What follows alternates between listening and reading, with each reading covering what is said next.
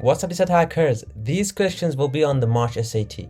Out of all the predictions that we did in this channel, 40 to 50% of them actually showed up on the exam. That means those who solved these questions before their test had half of the questions in their exam, which is equivalent to 50 to 100 point increase in your math section only. So let's take a look at the March predictions. I'll go to our community, the classroom tab. Inside the predictions course, I'll go to the March predictions, and here is the questions that we're going to do in this video. There's 20 questions that I've already organized inside the PDF, and it has the answer key at the very end of the file. So these are the questions we're going to do in this video, but here is a very important, crucial step. You need to do these questions yourself before watching the video. So make sure you download the PDF first from the link that is in the description. You can download the PDF, do the first question, and then watch the explanation. Then do the next question, watch the next explanation. So this is super important. You would regret if you see one of these questions in your test and you forget how you solved it because you didn't actually solve it. You just watched the video. So that's why you have to solve this before seeing the explanation. All right. So I assume you downloaded the PDF and did the first question. Here is the explanation.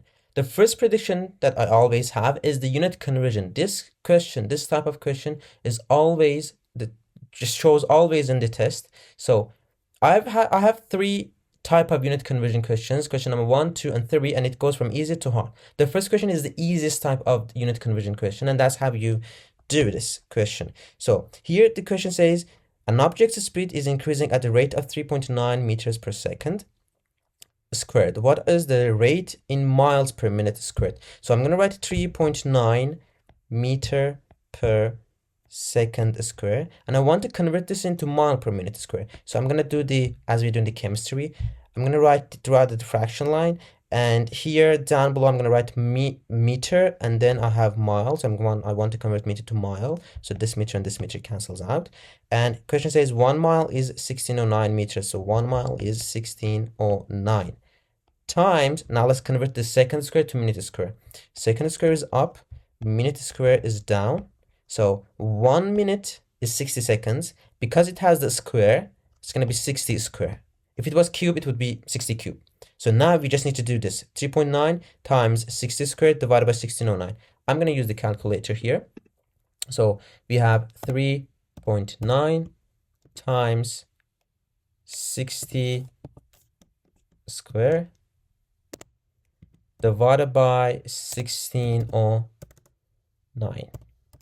This gives us 8.72. Question says round to the nearest tenth. So nearest tenth, it's going to be 8.7 as the answer. Now, the second question, a raised garden is in the shape of a right rectangular prism. Its base has a width of 3 feet and a length of 27 feet. So this is a right rectangular prism. It looks like this. The width is 3. The length is 27 feet. So these are in feet. And it will be filled with 24-inch high topsoil. So it's going to be filled. Let's say it's filled this much. And this height is 24 inches. Pay attention here. It is inches, but these were in feet. All right. So now the total cost of the topsoil needed to fill this is $198. What is the unit cost in dollar per cubic yard? So this unit gives me the formula, dollar per cubic yard. So I'm going to do dollar divided by cubic yard. That's what I'm looking for, right? So I have the dollar. Now I have to find the cubic yard. This is the volume of the topsoil that is filled. So I'm going to find the volume, but I have to find it in cubic yard. So first let's go find the volume and then convert it into yards. So first, to find the volume, all these units should be in feet, in 1 unit. So first we're going to convert this into feet. So it says 12 inches is 1 foot. It's going to be 24 inch is going to be 2 12s. So it's going to be 2 feet here. So the height is 2 feet, width 3, and length is 27. What's the volume? Is going to be, volume is 27 times 3 times 2. So this is going to be, let's use the calculator here, 27 times 6 gives me 162. 162 cubic feet is my volume. Now I want to convert this into cubic yards. So what I'm going to do is 162 cubic feet times cubic feet down, cubic yard up, and question says 1 yard is 3 feet. So 1 yard is 3 feet, but because it's cube, it's going to be 3 cube, right? So now I have to do 162 divided by 3 cube, which gives me 6. So it's 6 cubic yards. And the dollar was 198. So 198 divided by 6. Let's check that. 198 divided by 6 gives me 33. So the unit cost is $33 per cubic yard for this question. So notice how the level changed from the first question to second question, and both of them were just unit conversion. Now check out the third question. Make sure you do this question before watching this explanation. Now, the third question says a container has a volume of 0.84 cubic meters. Which of the following is closest to this volume in quarts? So I'm looking for what is given to me. 100 centimeters is 1 meter, and this much cubic centimeters is quart. So this means I'm going to convert this cubic centimeter into quart, but this is cubic meters. So I need to convert the volume into cubic centimeter and then convert the cubic centimeter into quart. So let's do that. 0.84 cubic meters times cubic meter down, cubic centimeters up. 100 centimeter is 1 meter. So 1 here, but because it's cube, it's going to be 100 cube. This is going to give us 84,000 cubic centimeters. I've converted the cubic meter into cubic centimeters. Now it's time to convert the cubic centimeter into quarts. So this time it's 84 times, so this is cubic centimeters times cubic centimeter down, quart up, right? 1 quart is this much cubic centimeters. So 1 quart is 946.35 cubic centimeters. Notice that here it's cube, but I didn't do this to the third power. Why? Because it's already giving me this conversion in the cubic centimeters. It doesn't say that 1 quart is this much centimeters. Then I would do, 1 quart, if this much centimeters, then because it's cube, I would take that cube. But because here it's already cube, I'm not doing that conversion. So now I just need to do 84 4 zeros divided by 946.35 gives me 887.62, which is choice D for this question. All right, the next question is a very good question. The function f is defined by this. ABC are constants. A is between 1 and 4. The graph of y equals f of x index plane passes through these. If a is an integer, what could be the value of a plus b? So we're looking for the value of a plus b. And the function is like, it's a quadratic function, and I have the x-intercept. These are the 2 points that is in the function, but these are, because I see the y coordinates are 0, so these are the x-intercepts. Since these are the x-intercepts, the function looks like -4 and 12 is here. So -4 is here. So this is the function, and it's maybe like upward or downward, but it says a is between 1 and 4. So a is positive, so it's upward like this. This is basically how the function looks like. Now, based on these x-intercepts, I can find the vertex line, the symmetry line of this function, right? Which is -b over 2a. So let's go ahead. To find that, I'm going to add these divided by 2. So 12 minus 4, 8, divided by 2, 4. So this line is 4, right? So that means -b over 2a equals 4. From here, I can get that b equals -8a. All right, I'm looking for a plus b. So let's just substitute that here. It's going to be a minus 8a. It's going to be -7a. That's what I'm looking for, -7a.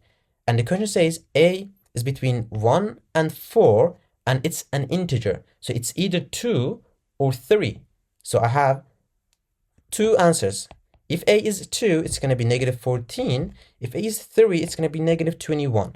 So either of these is the correct answer, right? Both of them are correct answers. You can plug -14 or you can plug -21. Both of them will work. Now, this question has 2 types.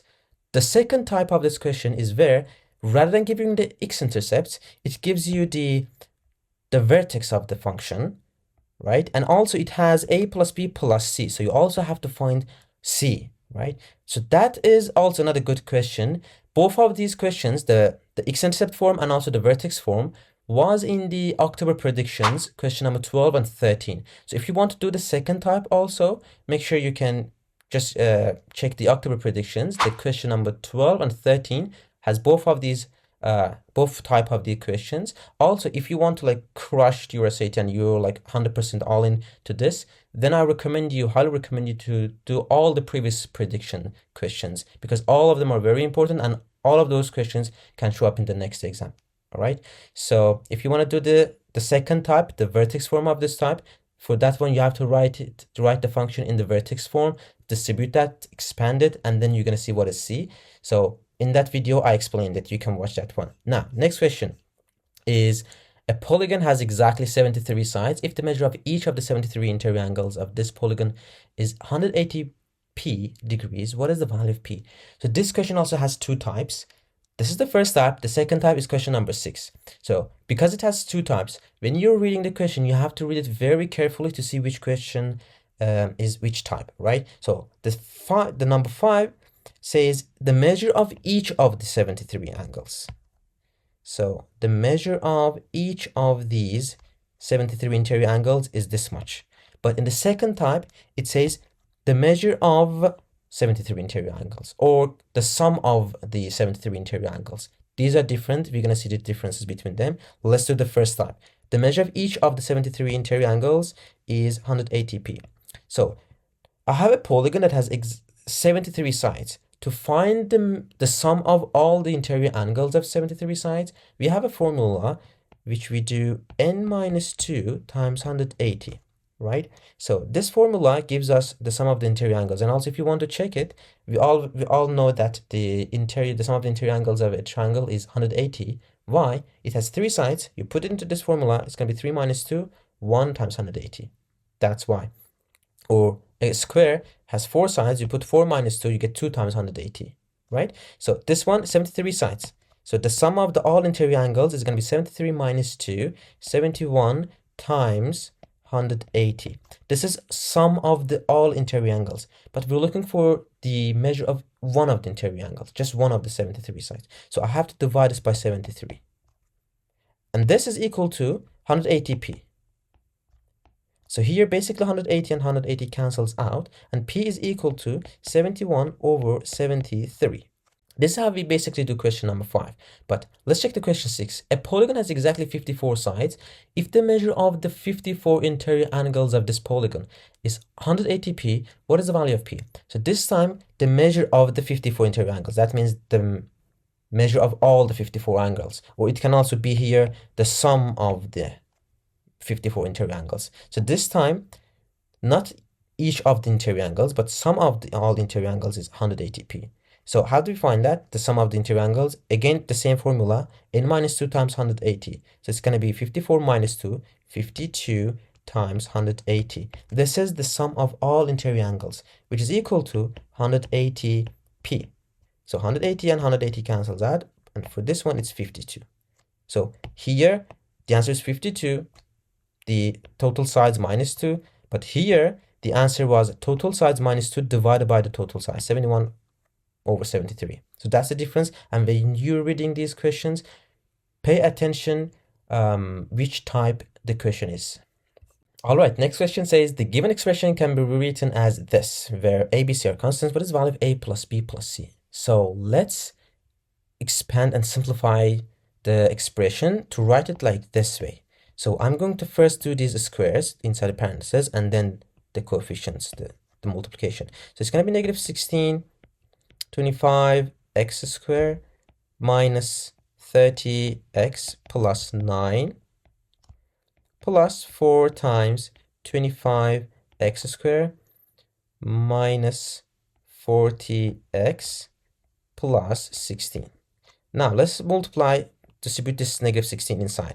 That's going to be 16 times 25. That is, I'm going to use the calculator here, 400 x squared, negative 400 x squared plus 16 times 30 is 480 plus 480x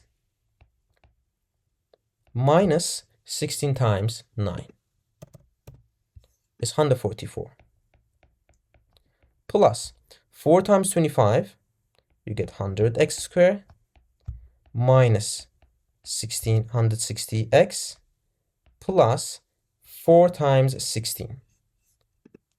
16 times 4 is 64. There we go.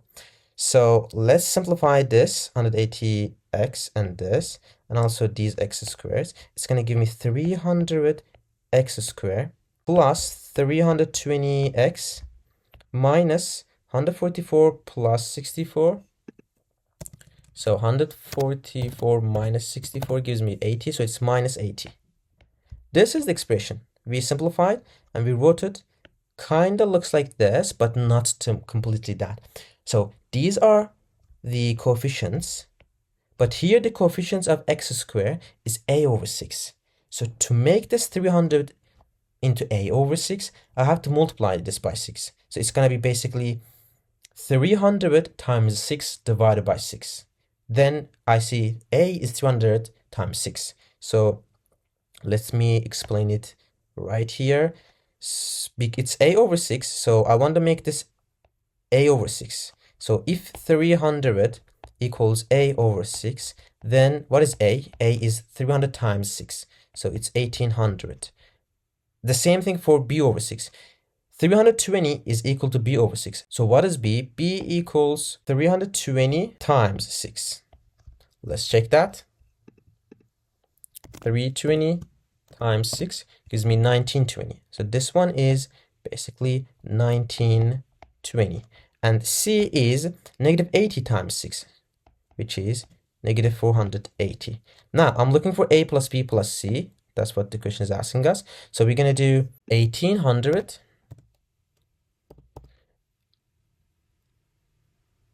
also here should be negative. By the way, here is negative. So negative 300. So this is negative 1800. So negative 1800 plus 1920 minus 480 is negative 360, which is choice A. So the answer is choice A for this question. Question number 8. Which expression is equivalent to questions? So I have expression. Which one of these? It's equivalent to which one of these? So we basically should there's one fraction here, so I have to combine these two fractions. So kind of find the common denominator and combine these. So what I see here is that I can factor there's x minus 9 here, and I see x minus 9 here as well. So I can factor xy to have x minus 9 there. So this is going to look like y plus 2 over x minus 9 plus xy times x minus 9. Y x minus 9. And notice that here I'm not going to simplify x minus 9 and x minus 9. So I'm not going to cancel these out because these are not simplified, right? So in the questions, these are not simplified. Or if it is, I can later simplify to see which one is the simplified one. So here I'm not going to touch anything, and I'm just going to find the common denominator, x minus 9, xy times x minus 9. So I basically need to multiply this by an xy to make the same denominator. So I'm going to multiply both sides by xy here.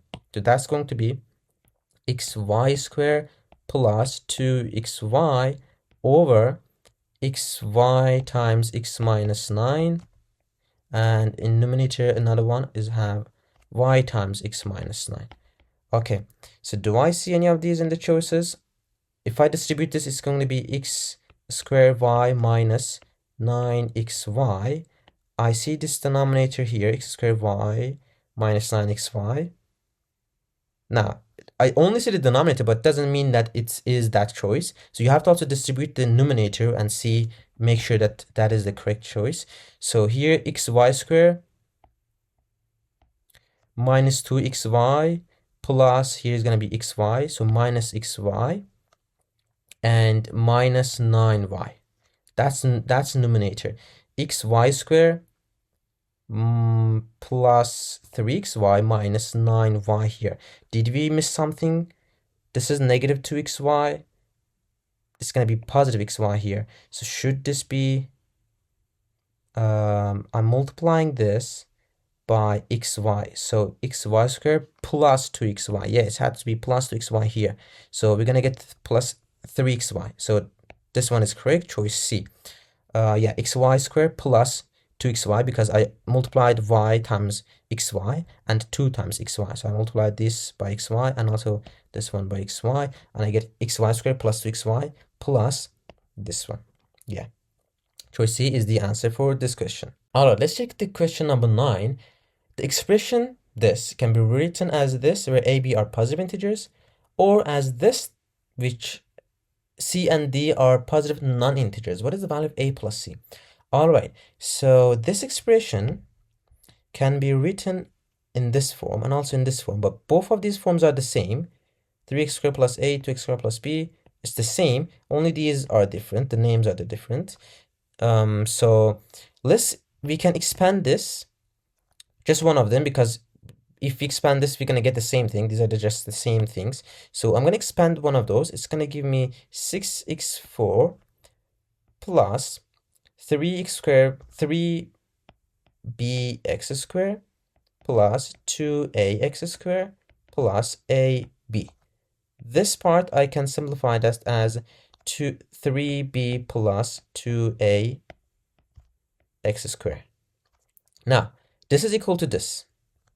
6x4 is here. So 3b plus 2a equals 17, because it's the coefficient of x squared. And ab is 7. ab equals 7. So what do I have here? I can't find ab because this is a system of equations. 2 variables, 2 equations. I can find them. So I'm going to write this, put the system into the decimals, but rather than ab, we have to put in terms of x and y. So let's say a is x and b is y, and then put the system into the decimals. So it's going to be 3y plus 2x equals 17, and the second one is xy equals 7. So I see 2 intersections here, this one and this one. And this one is the integer solutions, and these are the non-integer solutions. And because the second equation, remember, was the same thing, the non-integer ones, the solutions to the second equation. So C and D, positive non-integers. So we found both integer solutions and also non-integer solutions. Now, which one is A, which one is B? So x and y are the A and B. These are C and D. Now here I said A is x. So the x coordinate, which is 7, is A. So my A here is 7 because that was the x coordinate, and B is 1 because that was the y coordinate. These are the A and B's. And now if you're looking for C and D, so C is in this position, which sits in the same position as A. So the x coordinate of this one is C. So C is 1.5, the x coordinate of the non-integer. So C is gonna be 1.5, and then that means D is 4.666, right? So that's the solution for C and D. Now what I'm looking for is A plus C. A is 7, C is 1.5, A plus C gives me 8.5 as the answer. So basically what we did, we distributed the first equation, and then we wrote a system. We found a system based on A and B. We put the system into the decimals in terms of x and y. We found A and B, and also C and D, and then we just answered A plus C. Now, next question is an easy but tricky question. Says circle A in the xy plane has the equation this. Circle B has the same center as circle A. The radius of the circle B is 2 times the radius of circle A. This equation defines the circle B in the xy plane, where k is a constant. What is the value of k? So here is my first equation for circle A, and as you know, this is the standard form of the circle's equation, and these shows the center. So the center of the circle A is -7, 7, and the radius, this is the radius square. So if radius square is 9, then radius is 3, right? Then this is the equation of the circle B. So here the center is the same, the radius is k. I'm looking for k. So here the question says the radius of the circle B is 2 times the radius of circle A. Circle A has a radius of 3, the radius of 3. That means the radius of circle B is 2 times that, 6. And k is r squared. So it's going to be 6 squared, 36. That's going to be the answer. Here, most of the students just do 2 times 9 and they get 18, which is the wrong answer. So don't multiply 2 times r squared. First find the radius of the A, then double that, and then do the r squared. Next question, the function f is defined by f of x equals this. For any positive integer n, the value of f of n is p% less than the value of f of n minus 1. So 1 before that. What is the value of p? So that means each time that I go 1 unit to the right or 1 unit forward, the value decreases by p%. What is the p? That's kind of the other way of explaining this question. So f of n is p% less than the value of f of n minus 1. f of n minus 1 is n minus 1. So 1 to the back, 1 before n. So each time we go forward, how much the value decreases. This is an exponential function. This is our initial value, and this is the rate. So each time, the value becomes 0.24 times the previous time. If you want to convert this into percent, because the p is in the percent, this is going to be 24%, right? So each time, the value n, the integer n, becomes 24% of the previous time. So how much less it is? It is 100% minus 24, which gives us 76%. So if the question was, the value of f of n is p% of the value of f of n minus 1, then it would be 24%. But because it says p% less than this value, you do 100 minus 24, you get 76.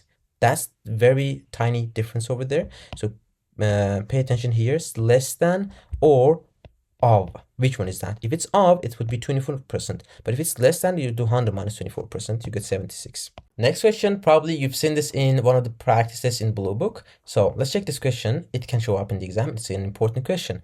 In a figure, parallel lines A and B are intersected by lines C, D, and E. If Z equals 67, so Z is right here. This is 67, and Y equals 118 right here. And V is less than Z. So this angle is less than this angle. So that's basically V is less than 67 degrees. Then which statement about X and W must be true?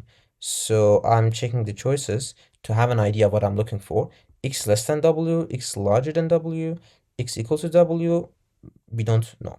So X and W, these are the angles I'm looking for to compare them.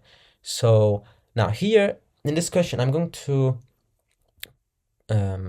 take two triangles. So let's take this triangle and this triangle. All right. So here for this triangle, this is Z 67 degrees. So this is also Z 67 degrees. This is 118. So this is 180 minus 118 degrees, because this is 180 degrees. This part is 118. So this part is 180 minus 118. That is 180 minus 118, 62 degrees. So this part, this angle is 62 degrees. This is 67 degrees. And if here is W, here is also W degrees, right? So this is my first triangle, this one. So one of the angles is 62, the other one is 67, the other one is W. Let's check this triangle, the second one. For this one, this is B. X is right here. So if X is there, here is also X degrees. And what about this one? This angle is the same as this angle, because these two lines are parallel and this line crosses those. So this angle is the same as this angle. And here is 118 degrees. So here is again 180 minus 118 degrees, because this line is a straight line. So this is also 62 degrees. This is 62 degrees. That means this is also 62 degrees. So I'm going to put 62 degrees right here. And this is our second triangle, right? All right. So let's compare these triangles and the angles of them. 62 degrees, 62 degrees, right? So these two angles are the same. Now, this and this should sum up. The sum of these two angles should be equal to sum of these two angles. Here, the question said V is less than Z. So V is less than 67. Then that means to compensate for that being less, X should be larger than W, because their sum should be equal. So if V is less than this angle, X should be larger than W. Now, if it doesn't make sense, we can write it this way. I think you agree with me that this angle and this angle, their sum should be equal to this angle and this angle, the sum of these two angles. Because here is 62 degrees. If you just take them out, the sum of these two should be equal, because all the triangles sum are 180 degrees. So X plus V plus 62 is equal to 67 plus W plus 62, but 62's cancel out. So the sum of this should be equal to the sum of this. So I'm going to write that V plus X equals W plus 67. Now, question says V is less than Z, meaning that V is less than 67. So it can be 66, 65, any number. Let's just put 66. If V is 66, then X is going to be W plus minus, do both sides minus 66, it's going to be 1. So X is W plus 1. So it's 1 unit larger than W. So X is always larger than W. As I said, that is choice B, X larger than W. So if V is something 65, it would be even more larger. So it's always X is going to be larger than W. Must be true means always is true. So X is always larger than W. Choice B for this question. Question number 13. A computer repair specialist charges 160 for the first 2 hours of repair plus an hourly fee for each additional hour. The total cost for the 4 hours of the repair is 240. Which function gives the total cost in dollars? All right. So here, this question, the mistake that most of the students does is this. They say the function, it charges 160 for the first 2 hours, so $160 plus some amount. Let's say that some amount is some like S dollars times the number of the hours, right? That's the most of the students do. So they say then if the hours is 4 hours, you plug it there, should be equal to 240, and you solve this, and you find the hourly rate, the hourly charge, and then you look for the choices, and that gives you, if you do it that way, it gives you choice B, right? So that's the wrong way. Why that's the wrong way? Because the question says it's $160 for the first 2 hours. So the first 2 hours is being calculated here in $160. And then you have to take those first 2 hours from here. So rather than multiplying the number of the hours by the hourly rate, you have to do H minus 2, because you have to take those first 2 hours out. If you don't do so, that means you calculate, you consider the first 2 hours both here and also here. That's why it doesn't make sense, right? So you have to do H minus 2 here. Now, you basically do 4 hours. You plug 4 hours into this function. It's going to be 160 plus dollars times 4 minus 2, 2. It should be equal to 240. This is going to give us 240. So 2, this is, let's say, X. So 2X equals 240 minus 160 is going to be 80. Then this is X equals 40. So the hourly rate is 40. Now, the function will look like 160 plus 40 times X minus 2. That is going to give us, if we distribute this, is going to be 160. Let's write it there. Plus 40x minus 80. So this minus 80 and 160 is going to be 80. So it's going to be, the final functions look like 40x plus 40, which is choice A. This is the first way, and the reason I did it with this way first was some like this question has other types, But in the other types, it doesn't give you the function. So it asks you what will be, it doesn't give you this 4 hours equals like 240. It just asks you what will be the function. So it already gives you the hourly rate and then it asks you which one of these is going to be the function. So for that one, you have to like know that you're going to write it this way to find out the function, right?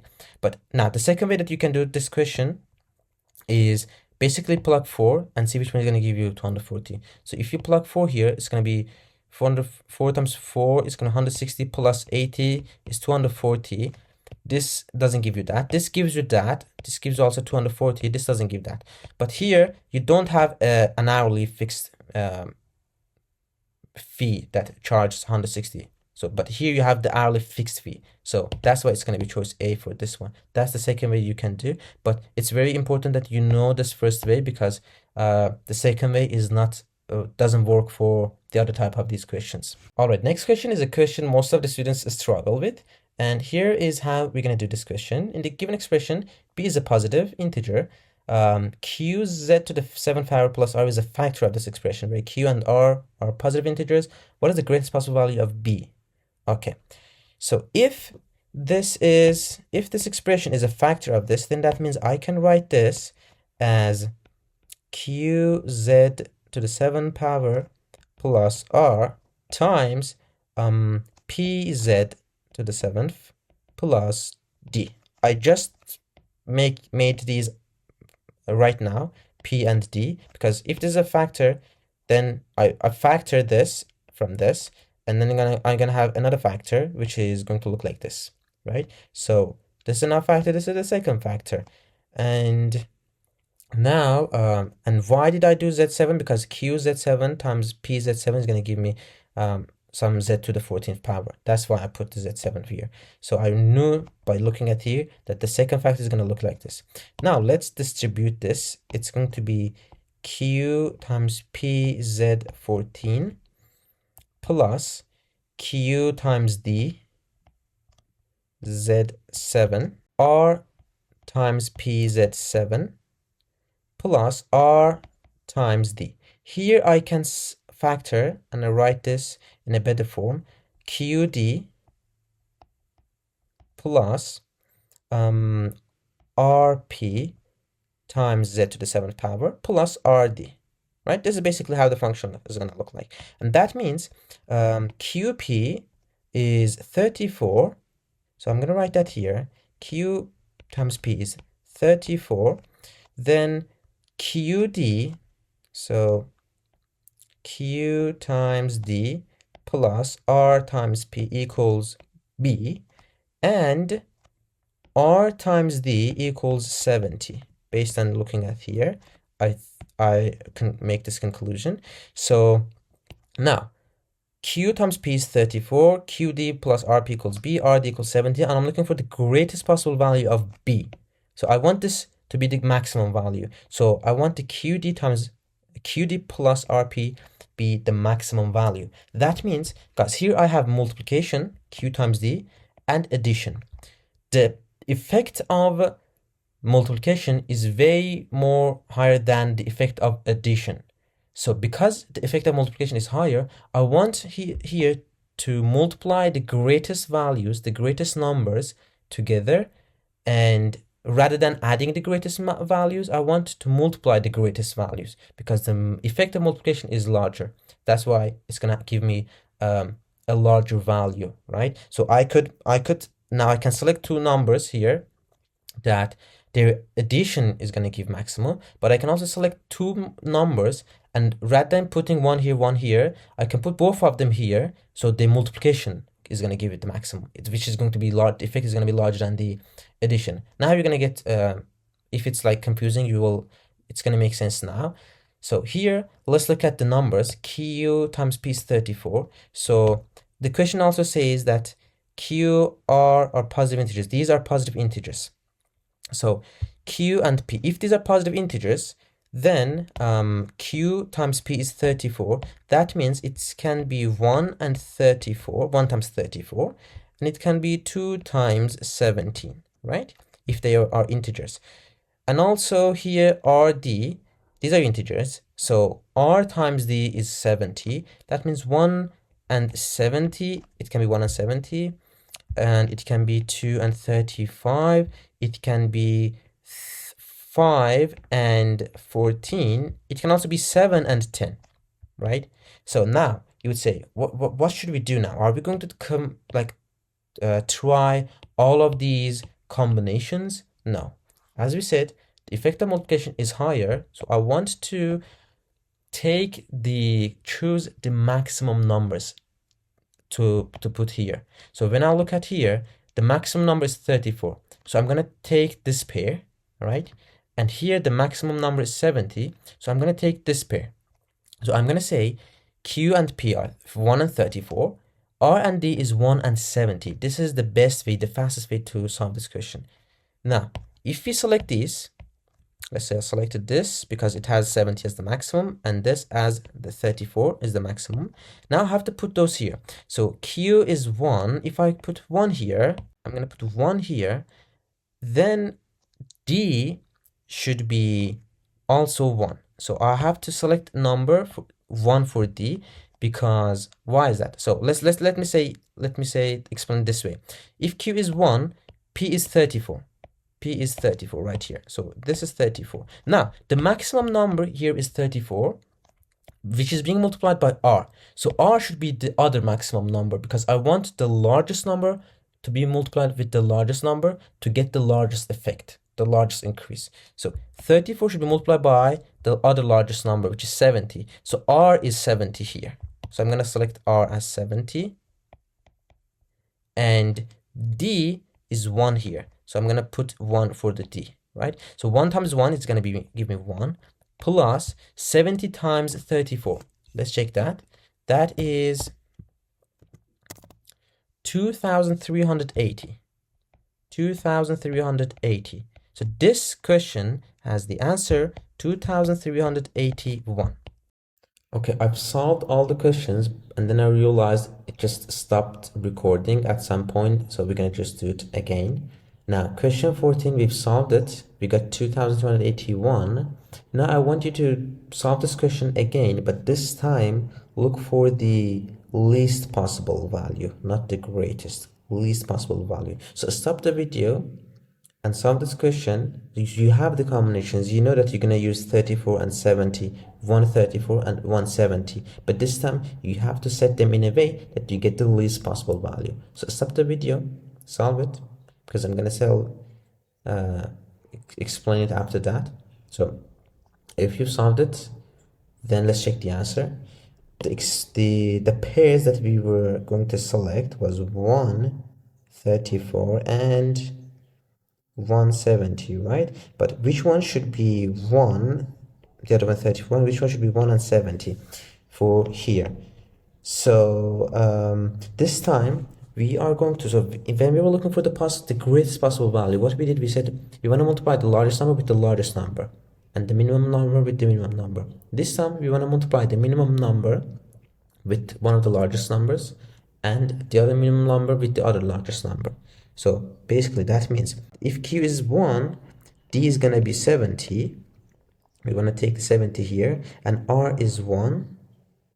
Right, let's put 70 here, and R is 1, and P is times 34. So it would be like this, and you will get 1 times 70 is 70, plus 1 times 34, 34, and we get 104 as the answer. So the least possible value is 104. The greatest possible value is 2381. This question is very easy to identify. Once, like if you see this question on your test, if this comes on the test, it's easy to identify. Once you read the question, you will realize that this is that question. And the two numbers that you need, you don't have to like write this whole thing and find the pairs. This is just the logic behind it, how it works. What you just need is these two numbers, 34 and 70. If you're looking for the greatest possible value, you're going to do 34 times 70 plus 1 times 1. Those are the pairs, 134, 170. Now set those two pairs in a way that you get the largest number. So you want to multiply this largest number with the largest number. So 34 times 70 plus 1 times 1. That's the greatest value. For the least value, you want to do 34 times 1 and 70 times 1 and add them up. So basically you do 34 plus 70 and you get 104 for the least possible value. This is question number 14. Let's go to the next question. We have the function f of t equals this, gives the number of bacteria in a population t minutes after an initial observation. How much time in minutes does it take for the number of bacteria in the population to double? T is in minutes, so this is already in minutes. Sometimes in these exponential functions, they give you the t in minutes, they ask for the hour, or they give you in hour, they ask for the minute, or give you in years and they ask for the months, or vice versa. So always be careful with that unit here. It's t minutes and how much time in minutes it takes. So we're looking for that to double. So let's look for the function. This is the function. What is the rate of the function? This is the rate of the function. It's only 2. So this is doubling when the exponent is 1. So I want to make this exponent 1. So the t should be 820. So if in 820 minutes, so if the t equals 820, this is going to be 1 and it's going to be 2 to the first power and it will just double. So for each 820 minutes, choice B, it's going to double. If it was like something else here, or if the question was asking for when the number of bacteria in the population just becomes 4 times, rather than double, it becomes 4x, then you want to have, you're looking for the, again, rate is 2, so you want to make this 4, so you have to have 2 to the second power, so then here should be 2, so then t over 820 should be 2. T would be 2 times 820 if it was asking like that. But here, doubling, the rate is already 2, the exponent is 2 over 820, so t should be 820, so it gives you 1. Question number 16. The table shows 3 values of f of x and their corresponding values of y for this function f of x plus 6. And f is a quadratic function. This is the key point here. F is a quadratic function. What is the y-coordinate of the y-intercept of this graph in the xy plane? You're looking for the y-intercept of f of x. Not this, not the y-intercept of this, but y-intercept f of x. So we need to find the f of x basically. F of x is a quadratic function. A quadratic function means ax squared plus bx plus c. And the y-intercept of this means c. So we're basically looking for this, c, right? Let's write this function. This is f of x plus 6. So that is ax squared plus bx plus c plus 6. This is our function. And these are the 3 points that is on this function. We can use regression to graph this. So we're going to add a table here, the way that we use regression, and add these 3 points there. 20, negative 20, 24, and 12, 28, and negative 20. We put the points here in the table, and we see the points here. Now we tell the Desmos that, hey Desmos, this is how, like this equation, we're going to plug that and say, Desmos, this equation is the equation of this graph. This is how it looks like. Graph it, right? So the way we do that, we are going to, because we in the points, we plug them as x1 and y1 in the table, we have to write this as y1 tilde, then ax1 the square plus bx1 plus c. So we are putting in terms of y1 and x1. If you put like in terms of x, it's just working. This should be x1. And also this is tilde, this is not equal sign. Find this, if you haven't used regression before, find this sign on your keyboard and know where is that. So when you want to use regression, you know, like you're not searching up on the exam. y1 tilde equals this plus 6. This is the form of the function. Then this is our graph, and what we're looking for is c, the y-intercept. Desmos says c is this. So the y-intercept of f of x is negative 1146. The answer is negative 1146. Notice that you're not looking for the y-intercept of this graph, because the y-intercept of this one is something else. Let's see that. it's negative 1140. But what we're looking for is negative 1146, the y-intercept of f of x, right? That's the difference there. This is how we do this question using regression. If you, in a quadratic function, if you know 3 points, you can use regression, and in a linear function, if you know 2 points, you can use regression. Number 17. Point N lies on a unit circle in the xy plane and has a coordinates 1, 0. Point O is the center of the circle and has coordinates 0, 0. Point M also lies on the unit circle, and the measure of this angle NOM is this many radians. If this point M, the coordinates, it has a coordinate of AB, what is the value of A? So if you have a unit circle, memorize this unit circle. In the unit circle, we have this point 1, 0. So this is point N.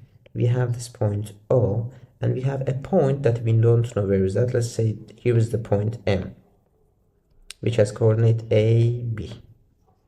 This angle NOM is 272 pi over 3. We are looking for the A, which is x coordinate of M, so which is here. So we're looking for this. What is here?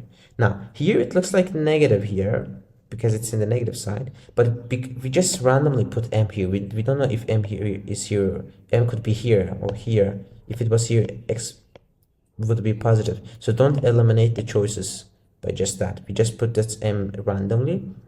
We assume it's there. Now we're looking for x coordinate of this. Here is A, that's what we're looking for. And we have this angle. In the unit circle, you know that this axis, x-axis, is cosine, and this y-axis is sine, right? And this shows you the cosine. The cosine of what? The cosine of this angle. So what you're looking for here is actually cosine of this angle in the radians. As you can easily, if you just know that, you can easily just put it into Desmos and find the cosine of that. Now, why is that? Why that works? Remember the unit circle. This angle was 30 degrees, then it was 45, and then it was 60 degrees. This angle that is 30 degrees had this coordinate of root 3 over 2, 1 over 2, meaning that the x coordinate of this point here is root 3 over 2, and the y coordinate is 1 over 2. And also remember that the cosine of 30 degrees is root 3 over 2. So that's why this works. The cosine of 30, these coordinates is actually like, the meaning of these are that here is root 3 over 2 means the cosine of 30 degrees is root 3 over 2, and sine of 30 degrees is 1 over 2. That's why we have these points. We have the unit circle and how it looks like. Let me just show up on the unit circle itself. There we go here. As you see, this is 30 degrees. So root 3 over 2, 1 over 2. The cosine of 30 degrees is root 3 over 2. Sine of 30 degrees is 1 over 2. And so on and so forth. It's 45 degrees, root 2 over 2. Both of them are the same because the cosine of 45 degrees and the sine of 45 degrees are root 2 over 2. So here, if it says I'm looking for this, we have this angle. Let's say we have this, we know this is 30 degrees. I'm looking for this x coordinate. It's cosine of 30 degrees. So it's the same here. We are looking for this A. So it's cosine of this angle. Cosine of 272 pi over 3. If we were looking for B, since B is the y coordinate, it's sine. So we're looking for sine. We would be looking for sine of this angle, right? Hope it makes sense now. So we're basically looking for cosine of 272 pi over 3, which gives us negative 0.5, which is choice C, right? So here is negative 0.5. Make sure you always, when you're using the cosine function in Desmos, you always put the angle in radians. The Desmos is not working with degrees here. It should always be in radians. If it was in degrees here, you have to convert it into radians by multiplying by pi over 180. You make it radians and then you put it into function. So that's all about this question. Let's also check, find the b coordinate of that point. Sine of that is this. So the y coordinate of that is this. The x coordinate of the point M is negative 0.5. Question 17 done. Question 18 is a very common question. It can be sometimes tricky, and we'll see why. Let's go over this question. For each real number r, which of the following points lies on the graph of each equation in the xy plane for the given system?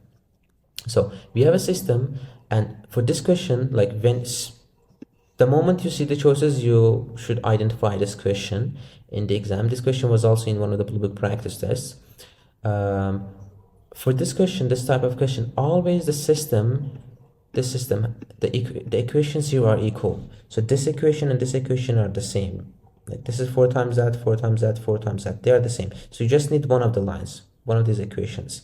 So we're gonna put these one of the equations into Desmos. But before that, the question is asking us which one of these points is on this equation, on this line, for all the real numbers r.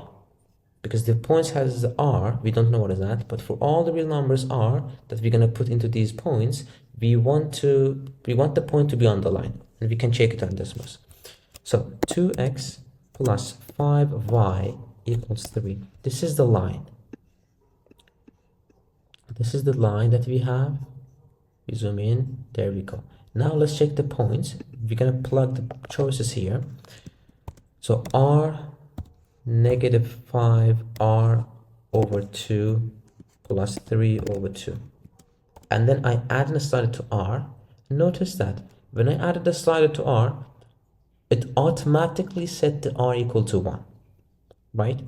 Now I'm gonna, in the next choices, I will talk about why I say this, and I'll show you the reason. Let's continue up in this question. This point is not on the line. So point A, the choice A is out.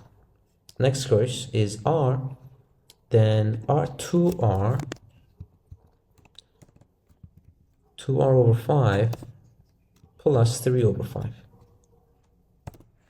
It's not on the line, so this is also out. The next point is r over 4 plus 3, then minus r over 4 plus 12. This is not on the line, so choice C is also out. So it's going to be choice D. Let's check that. Negative 5r over 2 plus 3 over 2. And here we have r. There we go. The point is on the line. Now, because we already eliminated the choices one by one, we don't need to do this here. But if, let's say, the point was on the line at choice B, I checked choice A, it wasn't. Choice B, I checked it, the point was on the line. You are not going to select the choice B. The reason is you have to make sure you move this slider and you see that the point is on the line always. Because sometimes they trick you this way, because you automatically add the slider to R and it automatically sets the R equal to 1. For choice B, the point can be on the line when R equals 1, but when you move the slider, the point moves the opposite way and it won't be on the line. So if, let's say, point choice B, the point was on the line and you didn't move this slider and you assume it's on the line for all the real numbers R, but it's not, and you select choice B. That's most of the students do that problem. So move this slider and make sure the point is moving on the line. Then that is the correct answer. Always do that, right? And this is the fastest way that you can do this question on the Desmos. So that's question number 18. We have choice D for this question. Question number 19. The solutions this are R and S, where R is less than S, and the solutions to this are T and U, where T is less than U. The solutions to this, where C is a constant, are R plus U and S plus C. What is the value of C? All right. So the first equation is complete, and it has solutions R and S. So I can put this into Desmos and see the solutions, right? So I'm going to put that x squared plus 10x plus 23. Zoom out. There we go. These are the points of intersections, but they are not integers, like decimal numbers, and it's too long. I have to type them if I want to do in the blue book. You can't copy them. So this is probably the wrong way, right? So I tested Desmos 1, plan A, but I see like that we have integers here. It's not integers, they are decimal, not long numbers. This is going to take a lot of time if you want to do it on Desmos. So plan A is cancelled. Go back, plan B manually. We're going to do it manually. So in live, real time, if you like come up with this problem, like you put it into Desmos in any question, you put into Desmos and you get like long integers, then that's not probably the right way. You do it on the paper. It's going to like give you answer in very much faster. So we want to find the solutions to this, so we're going to use a quadratic format. So negative b plus minus root b squared minus 4ac over 2a. We're going to use this formula to find the solutions. So for the first one, we're going to have negative b, so negative 10 plus root b squared 100 minus 4 times 23 over 2a. Now what is 4 times 23? So let's do 100, do the under the root. 100 minus 4 times 23 gives us 8. So under the root we have 8, right? And we have another one, negative 10 minus root 8 over 2a.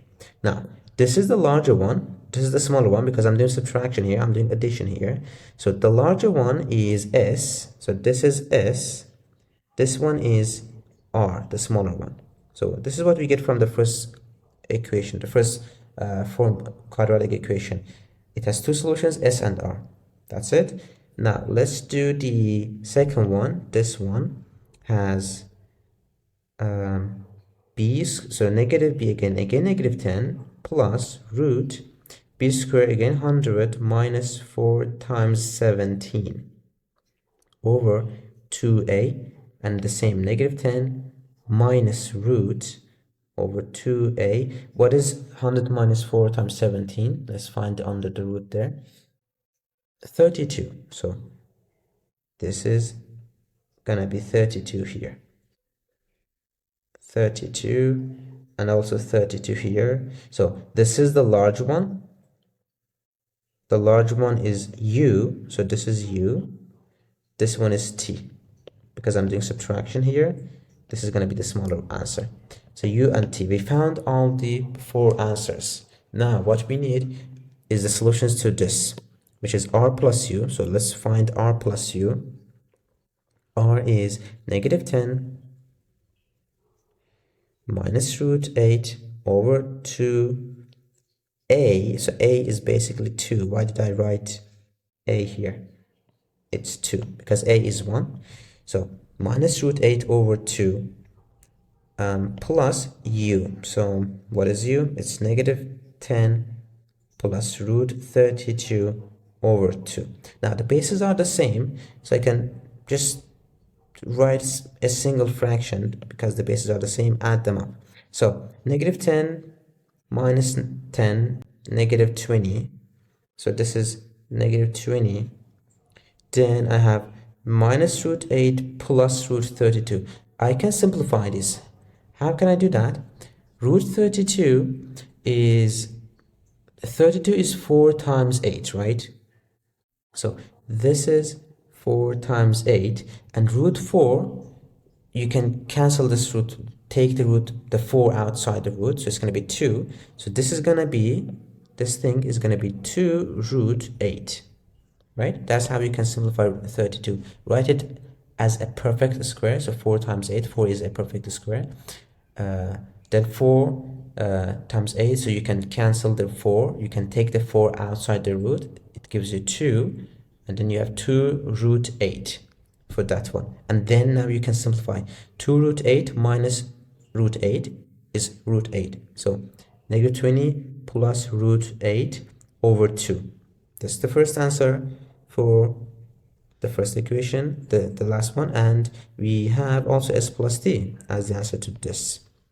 So s plus d equals, let's do that one, negative 10 plus root 8 over 2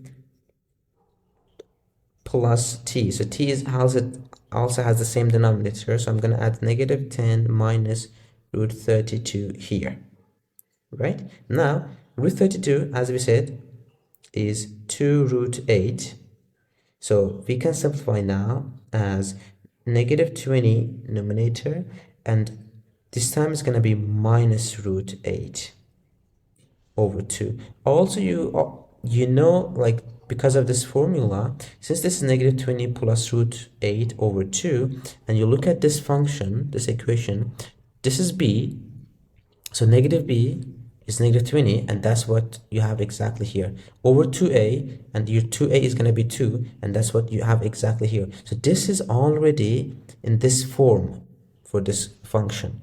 So the second answer is going to be the same thing, but with the minus sign, basically. So it's why that's why we get negative 20 minus root 8 over 2. So we found the solutions, this one and this one. What is the value of c? That's what we're looking for. Because this is now in the same format, we know that this under the root is b squared minus 4ac. So b squared minus 4ac then should be b squared minus 4ac should be equal to 8, right, for this function. So we can solve this now. We know that b is 20, so it's going to be b squared is going to be 400 minus 4 times a is 1, so 4c equals 8. So then 400 minus a, so we're going to move 4c to the other side, add 4c to both sides. It's going to be 400 minus 8 equals 4c, and divide both sides by 4 to get the value of c. So we're going to have 400 minus 8, and this divided by 4 gives us 98. So the value of c is 98. That is the solution for this question. Notice that how it was easy when we did on the paper manually, rather than if you were going to do it in decimals, it would take a lot of time just typing those integer the decimals and just adding them up to find r plus u and then s plus d and then figuring the c. Now question number 20, I have these notes because I've solved it before but this is the second time we're going to do it. It has two similar triangles, triangle PQR and triangle STU. We have P and S each measure 30. This and this measure 30, so they are equal. QR is 16, so this is 16, and TU equals 12. Which additional piece of information is sufficient to prove that these triangles are similar? So let's go and review the similarity rules. Similarity rules, we had side, angle, angle, side, side, side. So if three sides are proportional, two triangles are similar. If two angles were equal, two triangles are similar. And if two sides are proportional and the angle between them is equal, then again the two triangles are similar. But here, this is what the College Board really likes, this rule: two sides and the angle between them. They give the two sides, but they don't give you the angle that is between those two sides, and they want to it's kind of tricky using this one. Let's go back to the question. So here in this question, we have the 16 for here, 12 here. If these two sides are proportional, what will be the proportion? It would be 16 over 12, which is 4 over 3, right? So the proportion is 4 over 3 basically. And this one says the length of PQ is 4/3 of the length of ST. PQ is 4/3 of ST. So basically says PQ and ST are also proportional. So if we have that, if this is proportional with this side is proportional with this, and this angle is equal to this angle, we have the rule side, angle, side. But the angle is not between these two sides. These angles are not between these two sides. So it's not gonna work. So this can't prove that these are similar because of the angle is not between the two sides. Check the second one. Length of PR is 4/3 of the SU. So PR is 4/3 of SU. So means these two sides are proportional. These sides are also proportional and the angle are equal, but again the angle is not between these two sides, it's not this angle. So this is also not enough to prove that these are equal, so neither 1 or 2 is going to be sufficient. Review these similarity rules plus the congruency rules. Congruency rules, it's side, angle, angle, and side, side.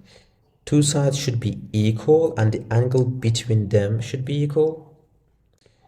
Two angles should be equal and one side should be equal. This side, by the way, shouldn't be between two angles. It's just any side. Two angles and any side should be equal. They're congruent. All three sides are equal. They're congruent. The two tricky parts are this SAS. You have to always have this in mind, that you have to check that angle should be between the two sides. Alright, that's basically about the predictions. I hope you enjoyed and learned all of the questions. Also, I highly recommend you to do the previous predictions to make sure to guarantee that you increase your math score by 100 points. So do the previous October, December, November predictions, and also join the community where you get access to me. You can ask your questions directly to me, and also there is thousands of community of students that are all studying for SAT, so you can find a study buddy or you can ask your question and other students are answering. And also there is a course, we do live classes, so a bunch of free resources is also inside the community. If you're interested, you can join from the link that's in the description, and I hope I see you there. Let's get the target score. Good luck with your SATs.